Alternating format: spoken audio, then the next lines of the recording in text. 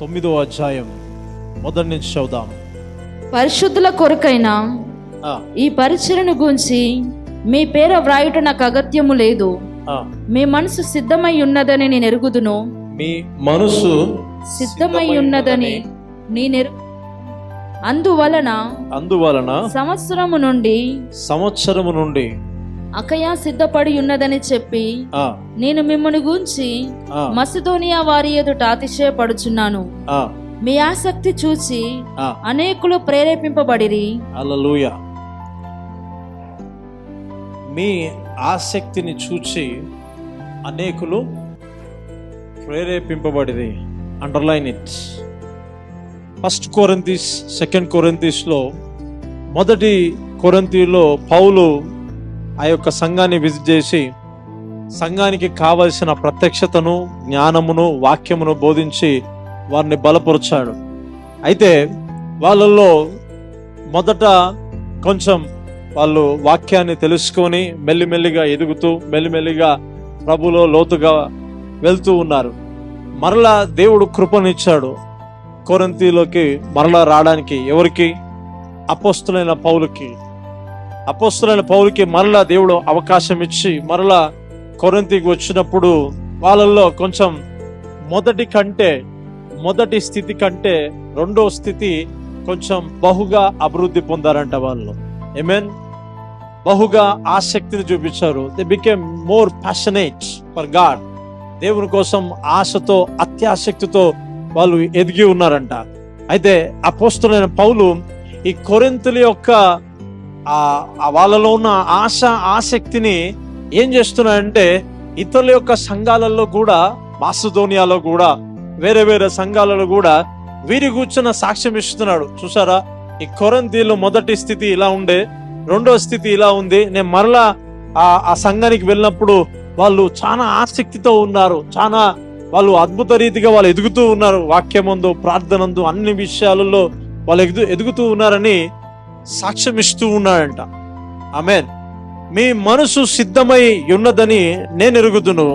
అందువలన సంవత్సరం నుండి అఖయ సిద్ధపడి ఉన్నదని చెప్పి నేను మిమ్మల్ని గూర్చి మాసిదోనియా వారి ఎదుట అతిశయపడుచున్నాను.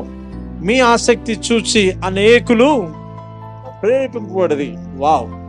అంటే ఇంగ్లీష్లో ఏముంటుంది అంటే eagerness. I'm very eager to come, I'm very eager to see you, and I'm very eager to see your face. అవునా, చాలా ఆసక్తిగా నేను ఎదురు చూస్తూ ఉన్నాను మిమ్మల్ని చూడాలని, మిమ్మల్ని మీకోసం ప్రార్థన చేయాలని. అలా ఆ పదాల్లో అంటారు. అంటే ఆ కొరింథీలు ఎలా అయిపోయారంటే చాలా ఆసక్తితో ఉన్నారంట వాళ్ళు. ఆమేన్. ఆసక్తితో ఉన్నారంట. అన్ని విషయాలలో వాళ్ళు ఆసక్తిగా ఉన్నారంట. ఈ ఆసక్తి ఏమవుతుంది? ఈ ఆసక్తి ఇంకో ఏమవుతుంది? అనేకులను ప్రేరేపింపబడుతున్నారంట. వావ్. అంటే ఒకరి స్పిరిచువల్ లైఫ్, ఒకరి ఆధ్యాత్మికమైన జీవితం, ఒకరి యొక్క ప్రార్థన జీవితం, ఒకరి దేవునితో ఉన్న సావాసం ఏమవుతుందంటే ఇంకొకరిని పురుకొల్పుతుందంట. ఓ హల్లెలూయా. ఇంకొకరిని పురుకొల్పుతుందంట. అంటే వారి ఫెయిత్ ఎలా ఉందంటే నేను, నా ఇంటి వారు, నేను, మా ఇల్లు అన్నట్టు లేదంట. వారి యొక్క ఫెయిత్, వారి యొక్క ఆశ ఏముందంటే సంఘాలని పురికొల్పే రీతిగా, సంఘాలను ప్రేరేపింపబడే రీతిగా, ఇంకొకరి యొక్క స్థితిగతులను మార్చే రీతిగా వారి యొక్క ఆత్మీయ స్థితి ఉందంట. ఆమేన్. ఓ హల్లెలూయా. సంగమా, నేనేమని చెప్తున్నాను తెలుసా? ఆసక్తిని దేవుడు చూస్తాడు. అవునా, ఆసక్తిని, నీ ఈగర్నెస్ ని గాడ్ చూస్తాడు. ఎందుకంటే దేవుడు ఒకరి యొక్క హృదయాన్ని ఎలా పరీక్షిస్తాడంటే వాళ్ళు తన కొరకు ఎలా ఆశపడుతున్నారో, ఏ విధంగా తనని తెలుసుకున్న తర్వాత వాళ్ళ జీవిత విధానం ఎలా కొనసాగిస్తున్నారో దేవుడు పర్టికులర్ గా దేవుడు చూస్తాడు. God knows everything.